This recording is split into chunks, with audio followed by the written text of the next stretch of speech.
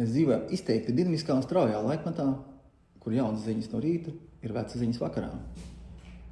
Viss plūst un mainās tik strauji, ka nav skaidrs, ko sākt un ko beigt. Kā lai visu paspēj un kā atšķirt būtisko no nebūtiskā. Šie ir tie jautājumi, ko jāatbild ikvienam no mums. Tādēļ mēs šeit, Strīdskavas paspārnē, esam nolēmuši uzsākt jaunu podcastu sēriju ar nosaukumu Īsi un būtiski.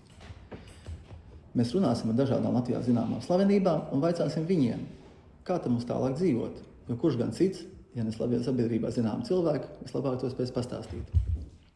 Mani sauc Mārtiņš Mielovs, šis ir pirmais podcasts, un mūsu šī vakara viesis ir